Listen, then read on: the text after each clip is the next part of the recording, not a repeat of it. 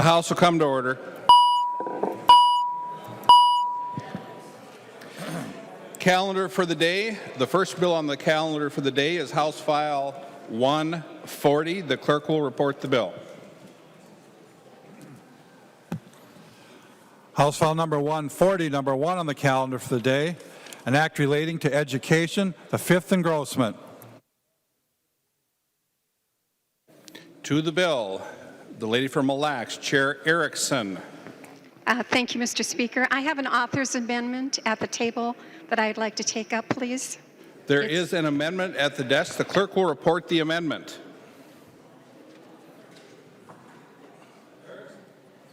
Erickson moves to amend House File number 140, the fifth engrossment, and the amendment is coded A35.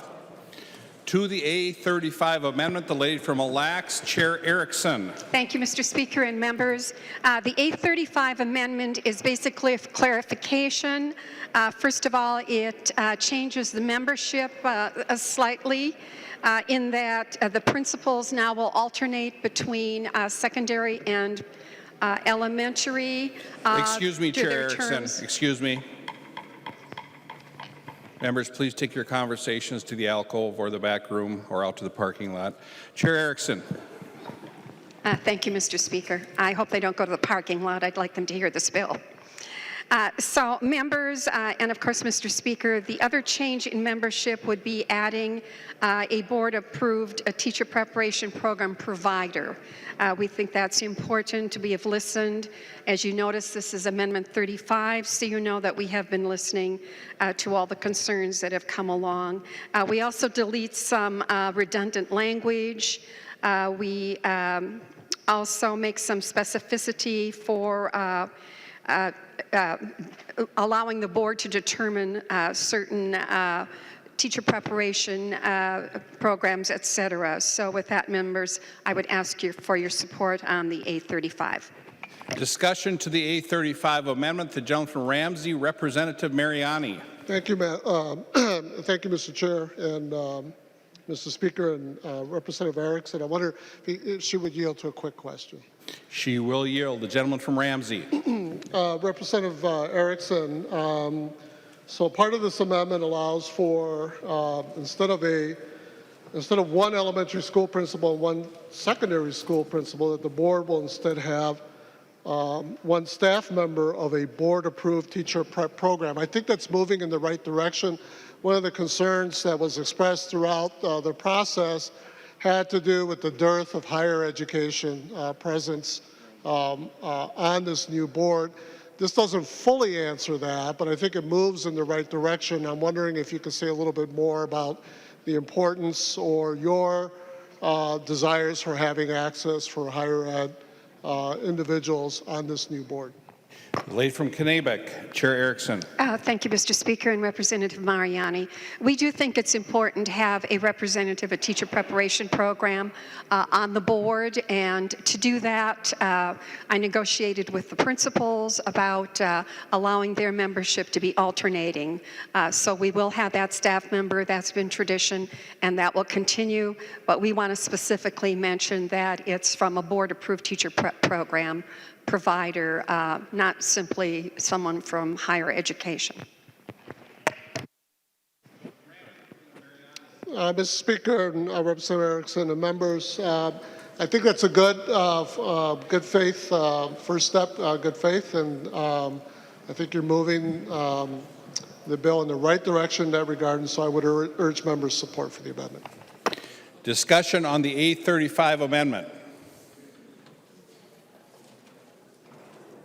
All in favor say aye. Aye. Opposed? The motion prevails. The amendment is adopted. There is an amendment to the desk. The clerk will report the amendment.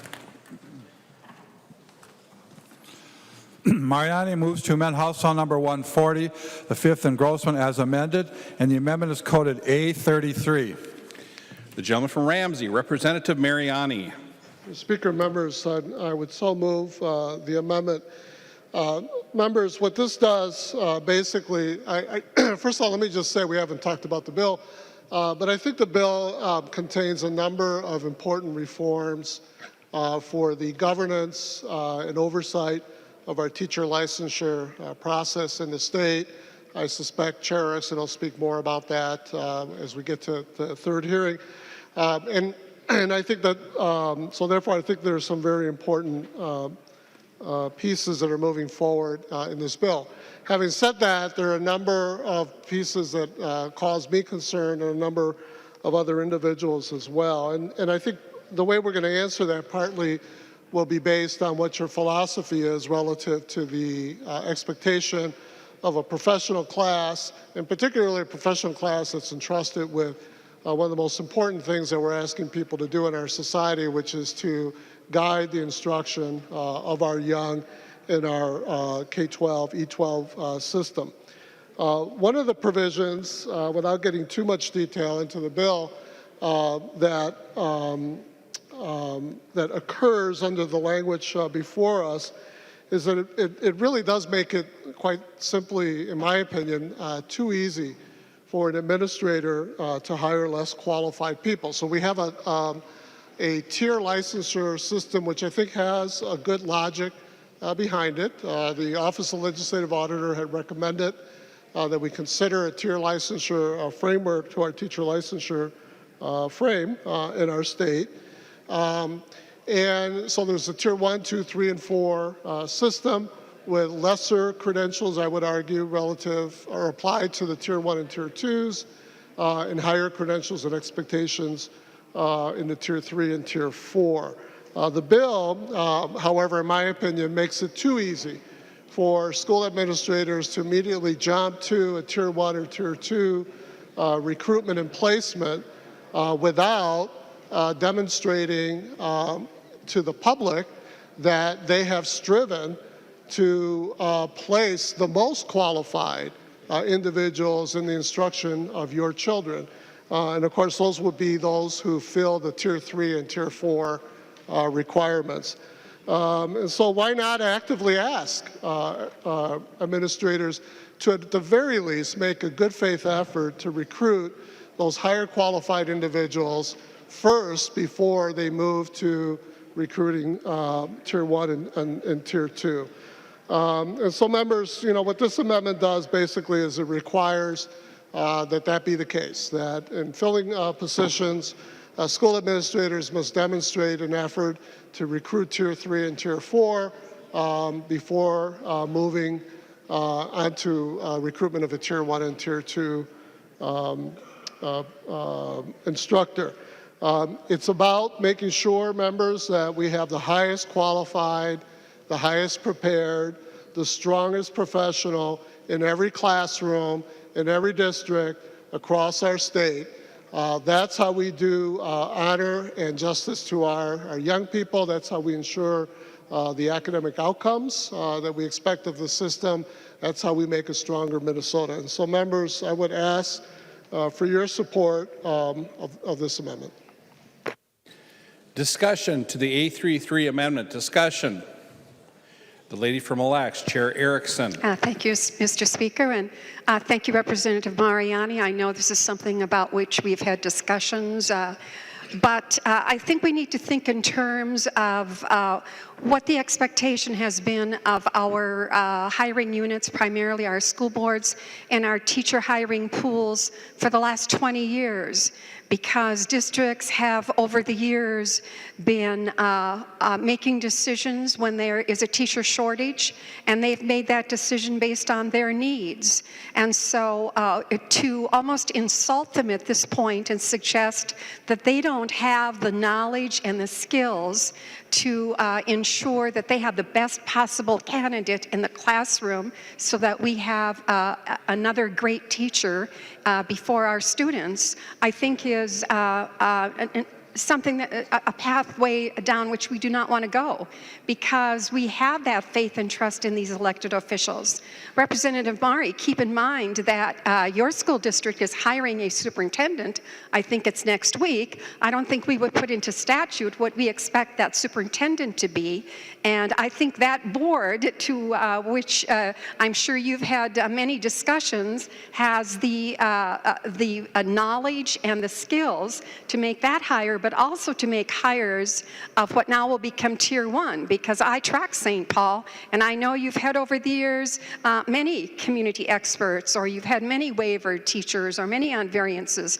And although there's been an application process in place, we're at a time now where we know that we have more knowledgeable school boards, we have them really understanding the hiring process better. And so, members, I would ask for a no vote on this amendment, because I think we want to trust our school boards, and we want to continue to have that faith that we've had in them for the last 20 years, when we know very well, when these job vacancies occur on all the websites now, that they are indeed looking for the best qualified candidate, and that certainly is always a licensed teacher, but members, that teacher's not always available. Please vote no.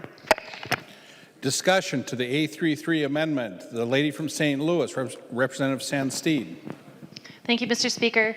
Members, I would urge a green vote on this. While I do not want to come out and say don't trust your school boards are responsible for many things, including making their books balance. And when we underfund public education and the squeeze is on public schools continually, they have to cut and cut and cut. And it is cheaper to hire a community expert than it is to hire a licensed educator. You don't have to pay benefits. And as you vote on this amendment, I want you to take that into consideration seriously. I'm a teacher who walked out of the classroom 15 weeks ago, and I've witnessed this. It is not that school boards are always out, they're short and they can't find a licensed teacher. Oftentimes there's an option, but the cheaper option, the more affordable option, is a community expert. So I urge a green vote on this amendment. The member from Hennepin, Representative Pryor. Thank you, Mr. Speaker. I also want to agree and say that we should do a green vote on this one. And what I want to add to it is the message that we're sending our teachers in training right now. So I have a number of people in my family, my extended family, that have gone through the process. They've gotten their undergraduate degrees. They've done their classroom, their year of classroom. They've made all of this investment into their education and into their career for life. And what they want is they want to get a job with benefits. And what this new system puts in place is when they want to go to the city they want to live in, when they want to move back home and be with their family where they grew up, they're going to be in competition with people that might not even have an undergraduate degree. And so, as we say, when times are tough, we're putting the best qualified people at a disadvantage for getting that next job, their first job. So I also would urge the green vote on this.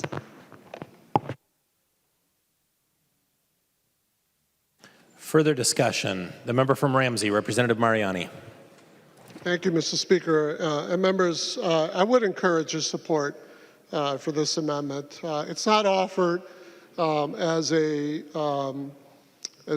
questioning of elected school board members or superintendents.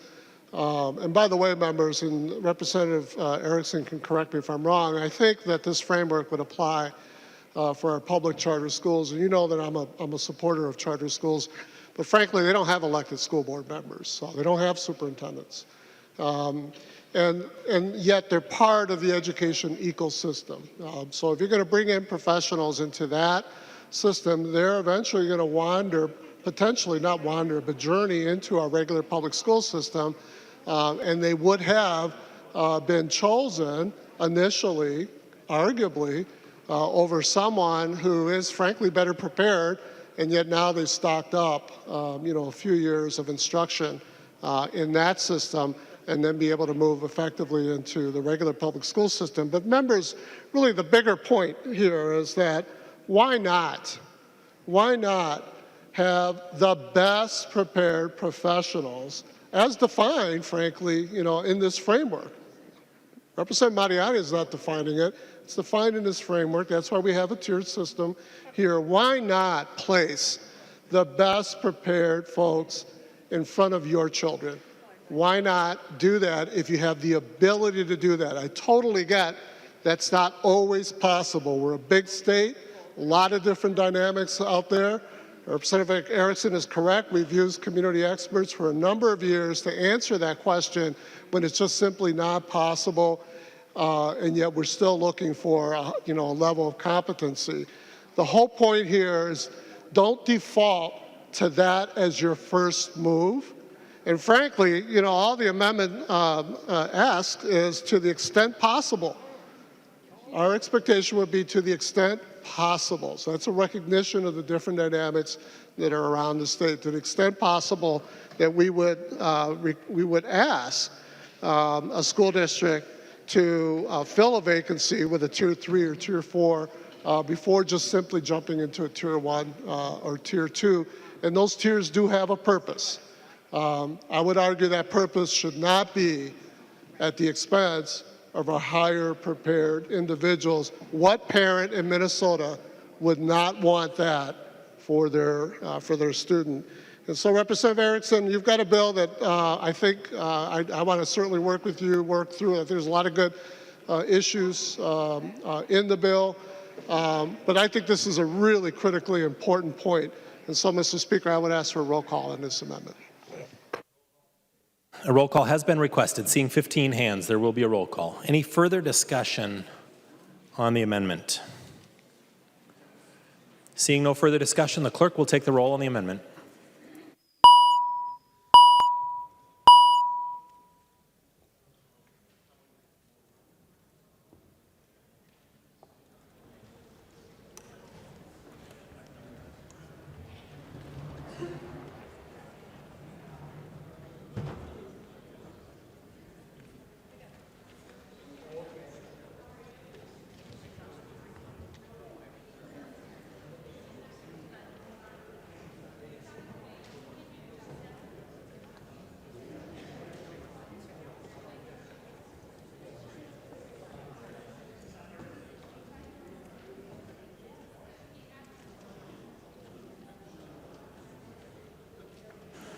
The clerk will close the roll.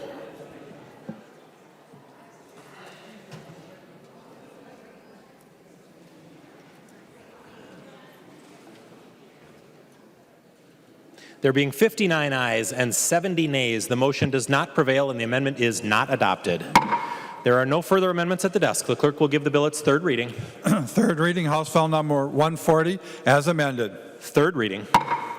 Discussion on House File 140 as amended. The member from Mille Lacs, Representative Erickson. Thank you, Speaker Dowd and members. I'm sorry that we got into this amendment whirlwind before I even got to explain the bill. So House File 140 is the result of a legislative audit that was done and completed about a year ago and delivered to us. Subsequent to their criticism in the OLA report, we formed a legislative study group of which Representative Mariani and Representative Davnie were members. It was bipartisan.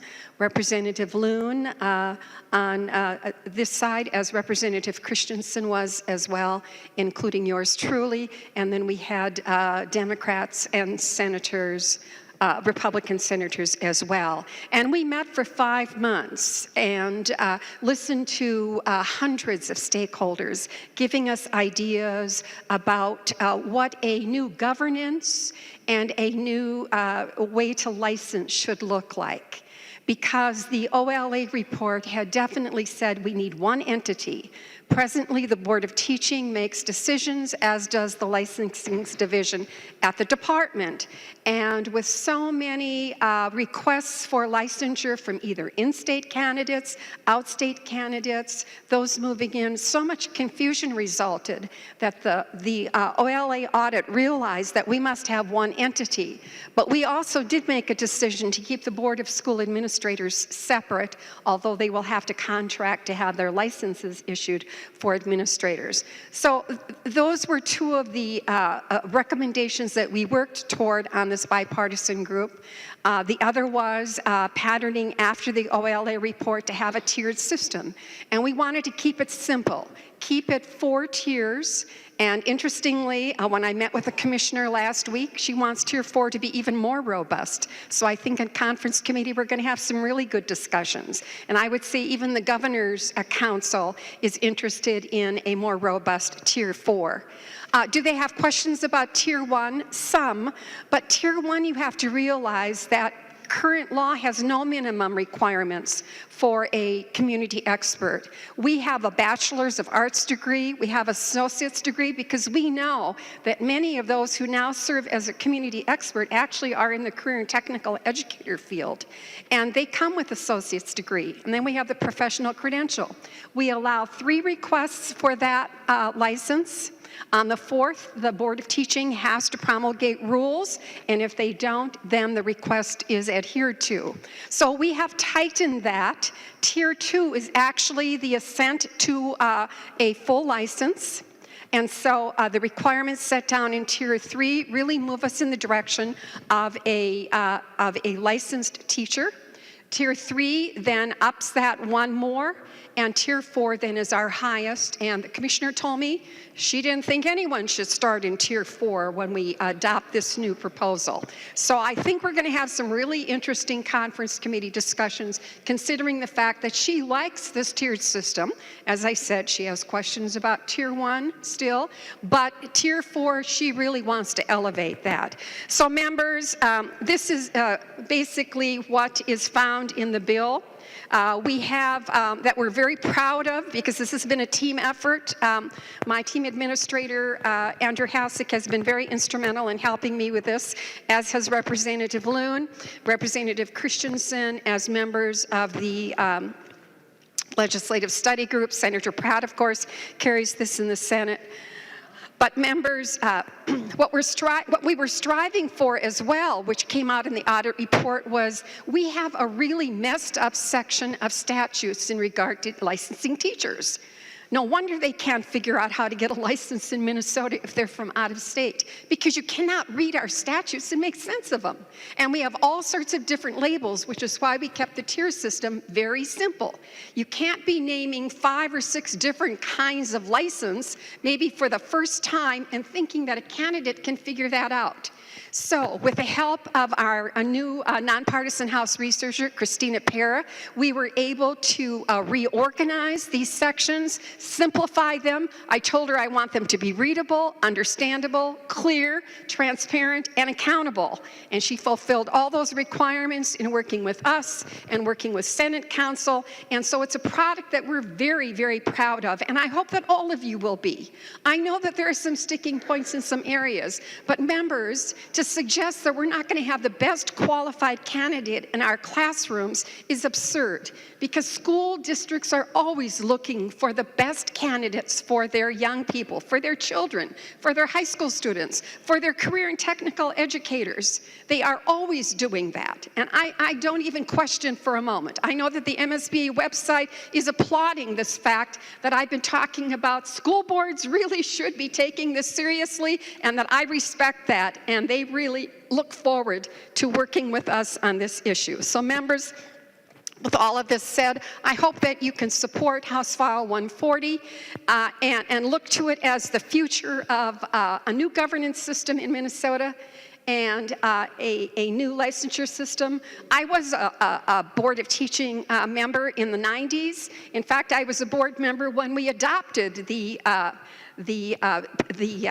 community expert that former Governor Arne Carlson wanted, and I lobbied even Representative Carlson. He doesn't remember this, but I was in his office lobbying him to pass the community expert because the House and Senate were controlled by Democrats. And that's how we spent our Friday when we came to our meetings. We came on the Hill, we wrote policy, and then we went to members to lobby them to support this. So members, I ask for your support. This is really good reform, it's innovative, and it's going to streamline the path for those candidates that we want teaching in Minnesota. We have a teacher shortage, as you know. This is one step that we can move closer to fulfilling those gaps. Please vote yes. The member from Hennepin, Representative Carlson. Mr. Speaker, members, Representative Erickson, I don't happen to remember that, but you must not have convinced me, because I'm rising this afternoon to speak against the bill, and let me give you a couple of reasons why. When I look at Tier 1, and I've said on this floor before, by the way, like Representative Erickson, I'm a former teacher, retired teacher, but when you allow people to teach with less than a 4-year degree, I view that as a step backward. And I raised this question the other day in Ways and Means when the bill was before us. When I was in college, I finished my undergraduate in 3 years. I went year-round. The only reason I mentioned that wasn't that I completed my degree faster than most probably would today, but I went to Mankato State University, Minnesota State today, I guess, Mankato. And during the summer, the classes that I were taking were loaded with people from Iowa. And Iowa had allowed, and I got my degree in the early 60s, Iowa had allowed teachers to come in with 2-year degrees. And then the Iowa legislature made the decision that they really wanted to professionalize the teaching corps, and they increased the requirement and gave them so much time to get a 4-year degree to continue to be licensed in the state of Iowa. But I'm talking about having a professional teaching corps, and I think that's an important thing to remember. Now, there is an exception to that, in one area of licensure that I worked on through the years was dealing with vocational educators, because they would typically, and we talked about this in committee the other day as well, they may be licensed in their field as an electrician or plumber or whatever the skilled trade might be, but they are required to go back and take courses in teaching methods and so on before they can be licensed as a vocational educator. So there is that provision in today's laws or law. But the other thing I want to ask, and this is a question, Representative Erickson, my field is social studies, and I taught history, government, mainly government, state and local government. And if somebody comes in without a degree or comes in from another state, Representative Erickson, what are the requirements that they have some knowledge about Minnesota government, Minnesota geography, if they're going to be teaching those social studies classes? Would they be exempt from meeting that requirement that they would have today? She will yield. Representative Erickson. Thank you, Mr. Speaker. Representative Carlson, that's not something we state in law, because that really is in the purview of this new board. In fact, I haven't even mentioned the name of it, the Professional Educator Licensing and Standards Board, which would replace the Board of Teaching. But that's something that's going to be a part of their rulemaking, the changes that might occur because we have out-of-staters coming in. And then I think local school boards, again, are responsible for, if they're going to assign a person who, for example, has a Tier 1 license. And remember, those are for maybe single courses or single sections of a course. They're going to have the fellow colleagues make sure that that teacher has Minnesota history. But for the most part, that will be in the hands of this new board to determine what needs to occur when we have that specificity in the licensure field, and that's all done by the board. So, Mr. Speaker, my point then would be that there is no assurance that a social studies teacher, and I'm just using my field as an example, would have any background in state and local government, or if they were teaching other courses where geography would be a component, that they have any background in Minnesota geography either. So that's a concern that I have, and I'll use one more example of that. My daughter graduated from the University of Minnesota Morris, social studies, education. So she was licensed in Minnesota. She went up and got her master's degree at the University of North Dakota. And She married a fellow that, well, her husband yet today, was a pilot. And so he got a job flying out of the greater Cincinnati airport, which is in Kentucky. So when my daughter went down there, even though she was licensed in 2 states, she was required. They gave her a provisional license, but she had to take a course in the history of Kentucky, if I recall, and another course on the government of Kentucky. And I think she had a very short time period to do that. I think it was maybe like a year, or maybe she just did it in a year. But there were some time constraints, I remember that, so that she would be prepared to teach the students in her classes about the history of Kentucky and the geography and so on. So I think those are important elements, and I'm just using that as an example where I'm most experienced as a social studies, government, economics teacher through the years, that we don't want to have a situation where we have a teacher corps that's less professional than the one we have today. So I would urge a no vote. Thank you.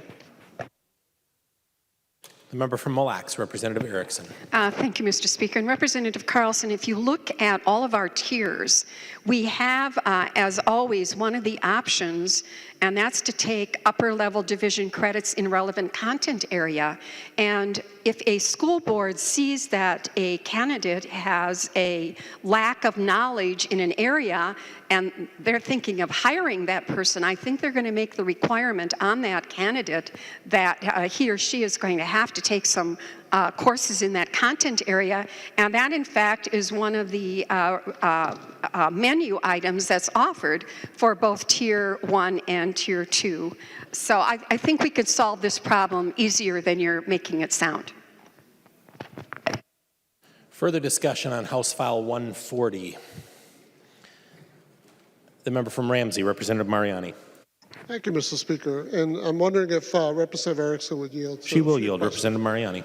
Thank you. And members, before I do ask Representative Erickson this, I do want to encourage us as we get up in debate that we not invoke the name of our staff here.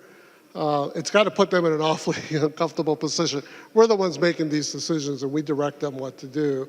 And we have excellent staff, including the ones that have been named earlier here today, but I don't think it really lends itself to our debate to be able to invoke them, either good or bad in terms of what our respective positions are. Members, I don't think it's absurd to have a strong expectation that as policymakers here, that we are expecting the highest credentials of everyone given the privilege to be able to instruct our students. And I think what we have in common, Representative Erickson, is that we both want some really good, strong professional skills applied in the classroom. Your bill starts from the legislative auditor's framework, and that provides me with a lot of comfort. It should for a lot of us here as well.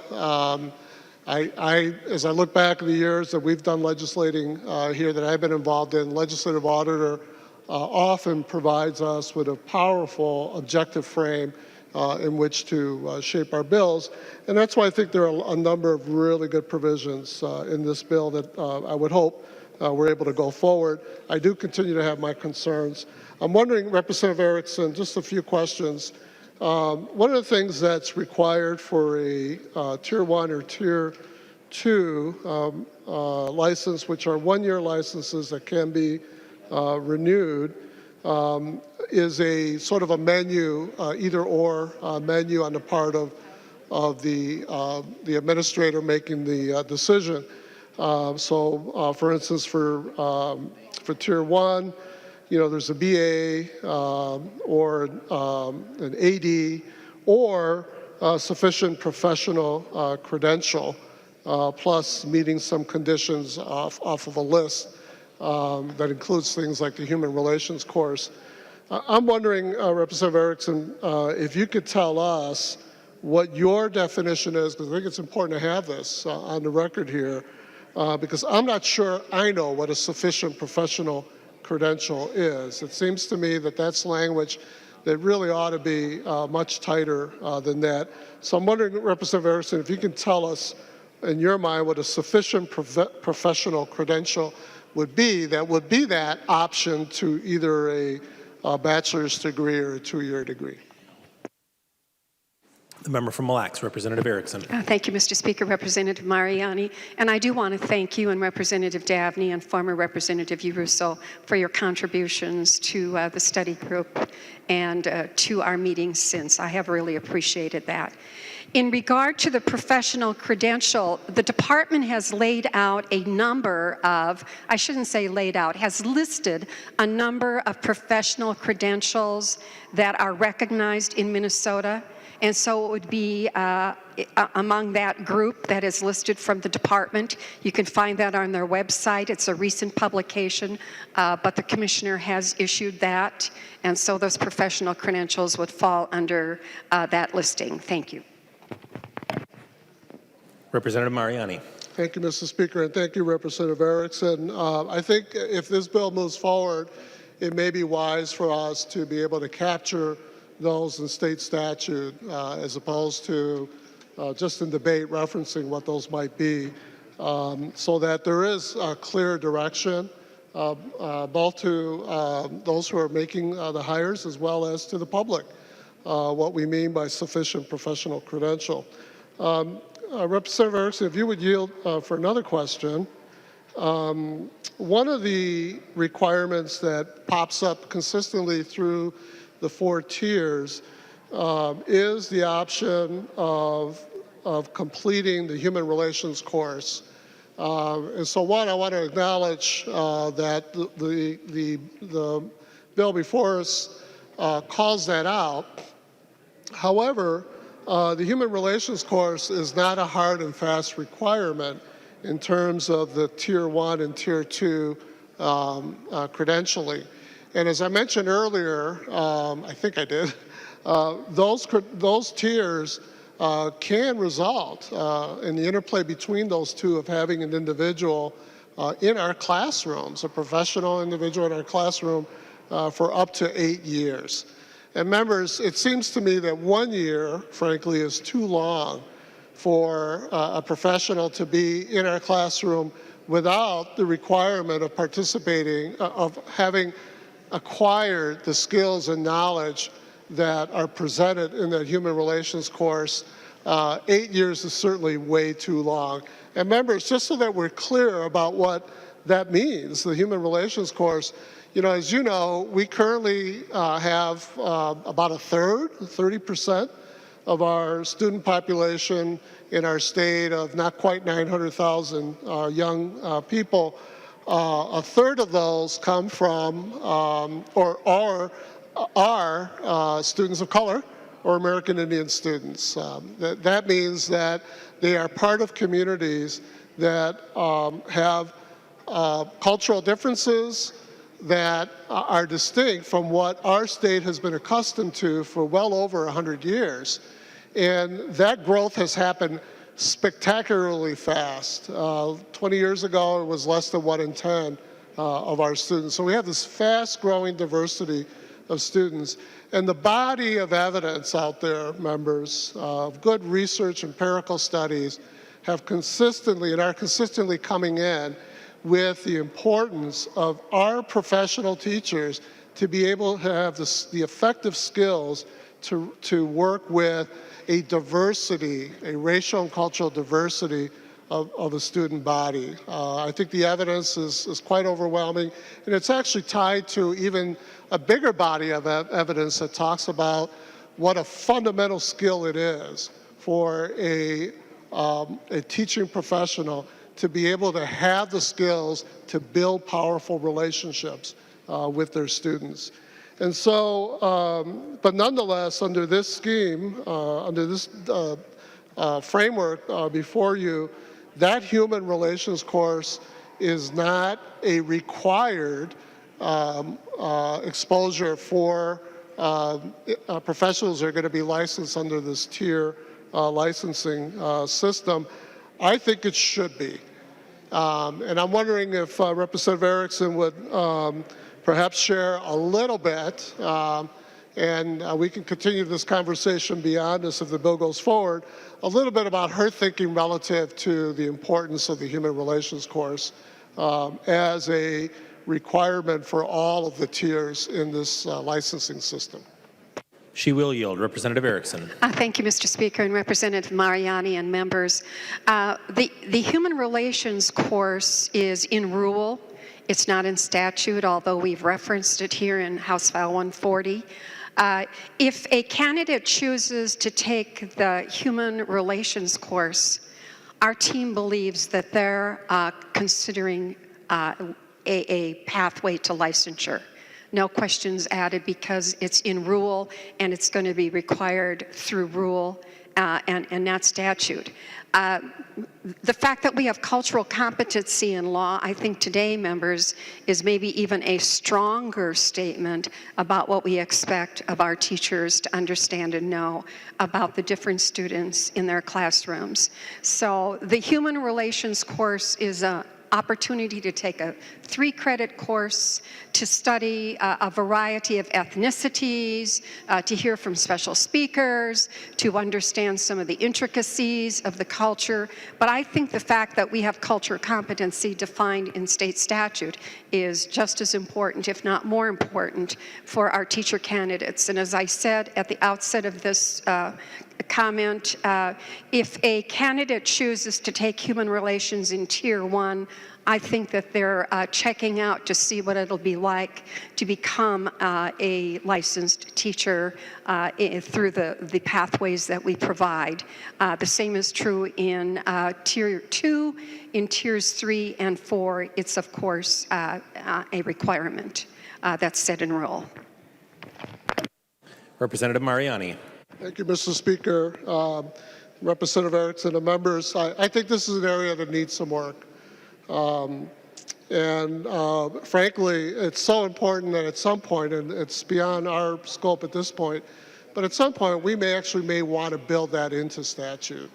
However, I would point out that that the Tier 1 and Tier 2 licensure does not do a nod to the rules set up by the Board of Teaching. And so there's going to be local discretion.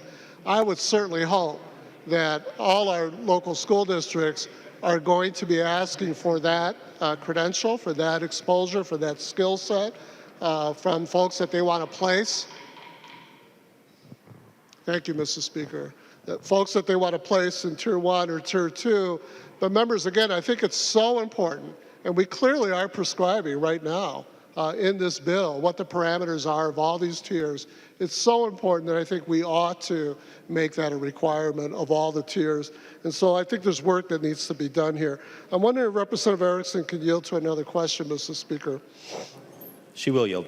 Representative Erickson, as you know, in committee, we heard testimony from the Department of Education about the timeline of implementing change. I think one of the things that, and I've certainly been in your boat, when you're implementing a new policy frame, one of the big questions is how quickly, how intensely to move forward. And sometimes it could be quite frustrating as legislators. We want to move forward very quickly, but we're talking about systems, we're talking about people in systems who have skills, who have knowledge, and we're talking about processes. The whole licensing process isn't going to come to an end and wait for this new professional board to figure everything out. There's going to be this process that's going on right now, and teachers deserve certainty around the decision making. School districts deserve that. Parents and students deserve that. So I'm wondering, Representative Erickson, if you can share with the body any concerns you might have relative to the pace of which you're expecting these changes to be implemented. And then as long as I'm up, I'll ask you my second question to that, which has to do with the idea that none of the current board members can be reappointed. Members, it's not generally a wise thing to totally move anyone who has any experience out of a body like this.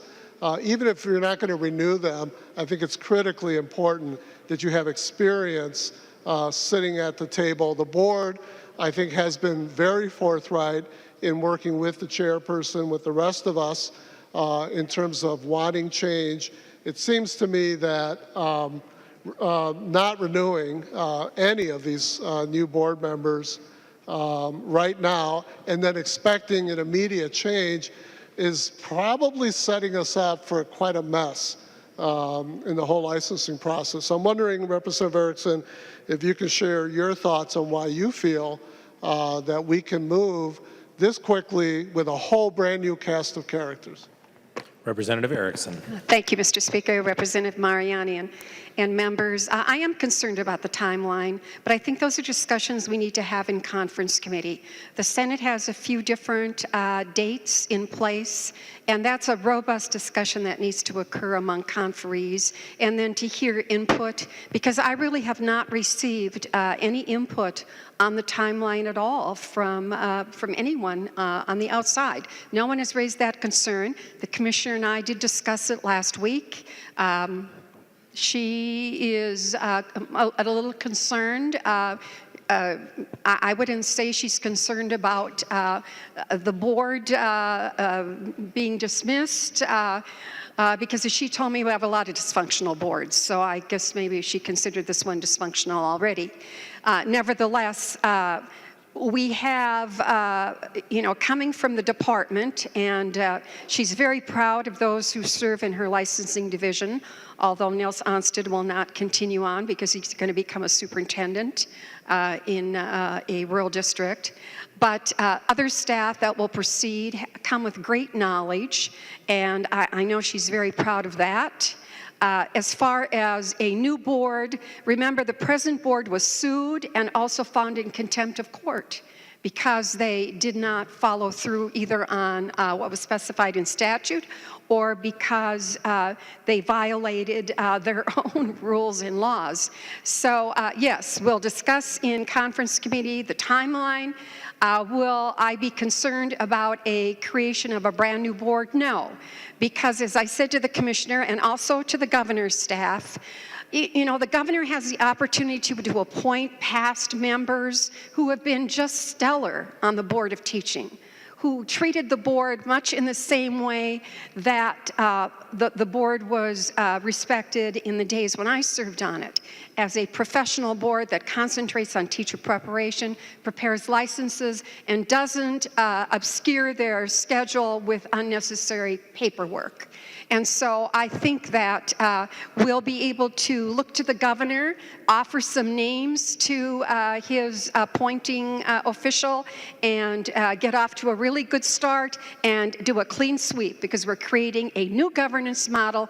And members, it's really important that we start with a clean slate. Representative Mariani. Thank you, Mr. Speaker, and I'll close with this. I think that's fair, Representative Erickson, and I appreciate you sharing on the record, continuing to have that conversation if this bill goes forward in conference committee relative to the pragmatic issue of being able to implement a new board with a new framework and new responsibilities, and being able to do that with folks that are experienced. And so I suspect that that'll be a strong part of that conference committee, and I'm encouraged that you're acknowledging that it's important to have that conversation. Members, I don't think it's necessary for us to impugn the current Board of Teaching relative to the lawsuit. Folks lose lawsuits all the time. Sometimes it means some really bad things, sometimes it doesn't. The important thing is that we have committed individuals on that board that have worked mightily hard in the face of constantly shifting policy that comes out of this legislature, and a whole lot of pushing from outside groups, some members who I would submit really do not have the best interests of a highly professional class of teachers in our state. Some who do, but some who have, frankly, other political considerations relative to our organized teachers in our state. Members, the only other thing I want to share quickly, but I won't ask a question because we've gone on long enough here, has to do with tying teacher evaluation results to the Tier 4 licensure category. And Representative Erickson, I want to acknowledge your openness in moving that and changing that a bit. I do want to point out, members, this raises other issues we've struggled with around here with the lack of uniformity in our state in implementing a teacher evaluation system across the board in our state. Some of that we've allowed because of flexibility, but frankly, what it does mean, particularly when we're not funding effectively the ability for schools to be able to implement strong evaluation systems. Some school districts we do, and some we don't. What that does, members, it creates a non-uniform environment out there so that you could be evaluated in District 1 totally different that you might be evaluated in District 2, and yet we're going to tie your ongoing credentialing to that inconsistency in evaluation. So I think that's something that needs to be looked at. I'm encouraged that the chair has looked at that and has made some movement in this regard. So members, with that, I'm going to stop. I intend to support the bill here today. I do have concerns with it. I've shared that broadly with the chair, and I will continue to do that. But I would certainly understand if members at this point might feel that the bill is not ready for prime time, that perhaps some of the issues relative to who we're placing in our classroom in front of our kids over a long period of time may not yet be the best way to do that. And so I would encourage you to, as you do with all other bills, to approach it with an independent mind and understand that if this bill goes forward, there's a good chance it'll come back, and hopefully there's a good chance it'll come back a better and stronger bill. So thank you, members, and thank you, Representative Erickson. The member from Hennepin, Representative Davnie. Thank you, Mr. Speaker, and members, and Chair Erickson, thank you for the work that you did on the task force that we were both on. I also had the privilege to serve on the CTE task force that looked at the very real concerns and challenges across the state in adequately staffing our career and technical education offerings.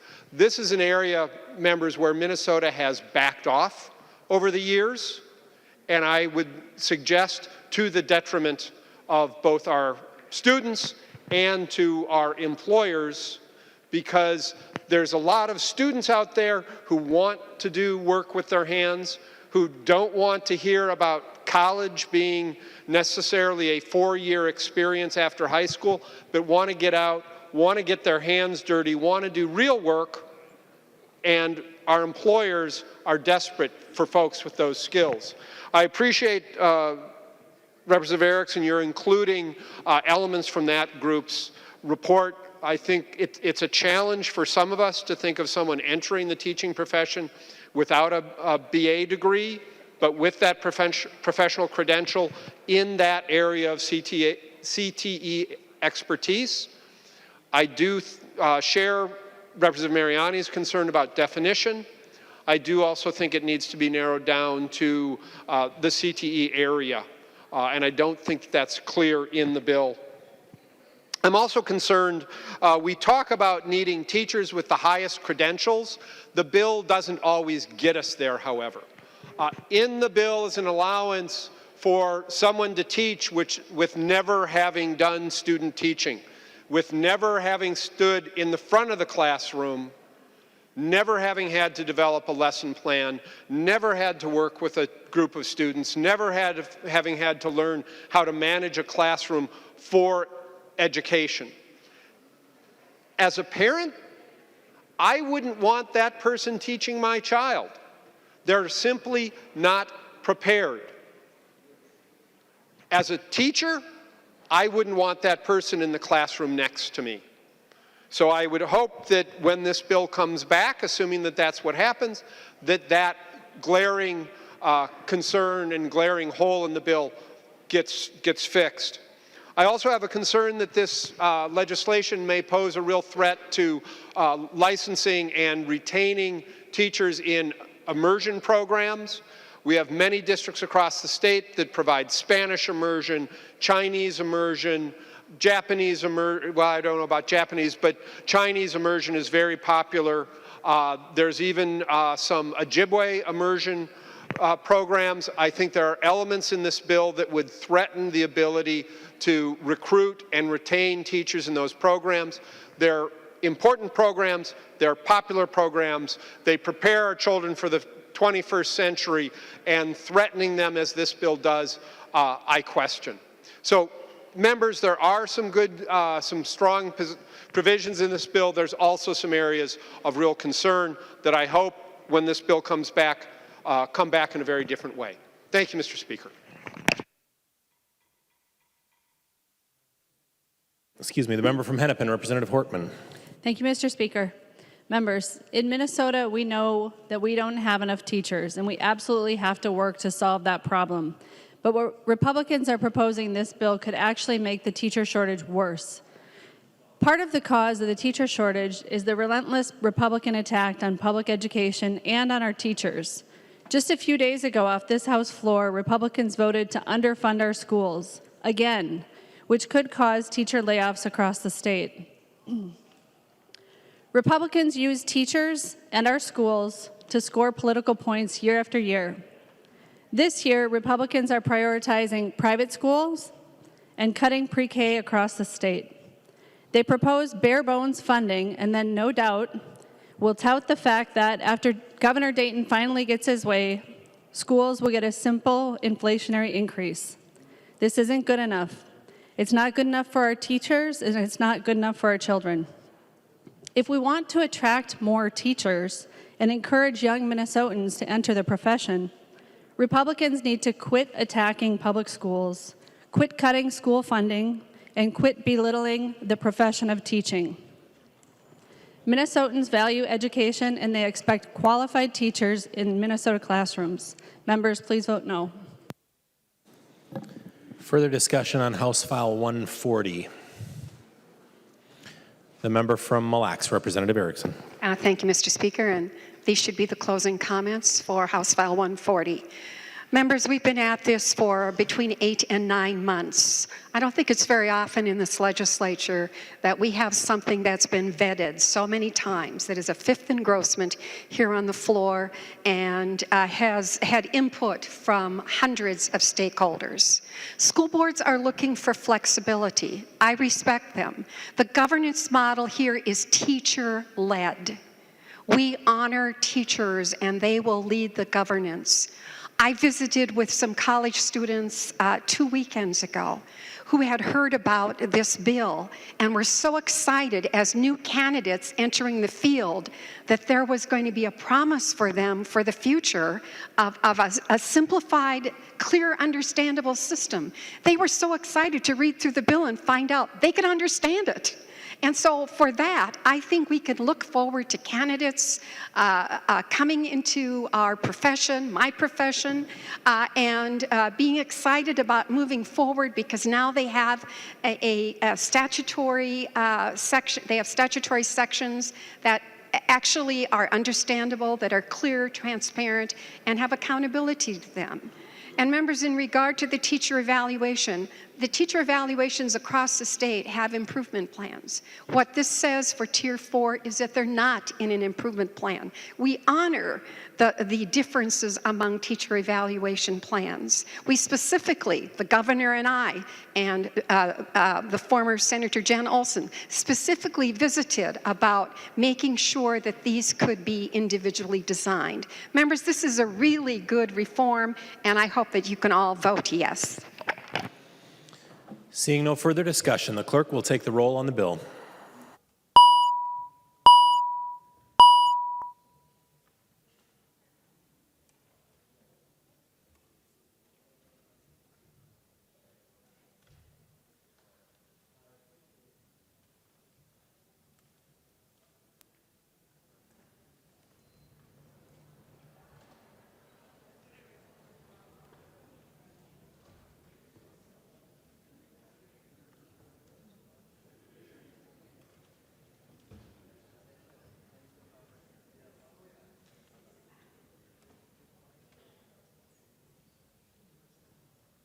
The clerk will close the roll.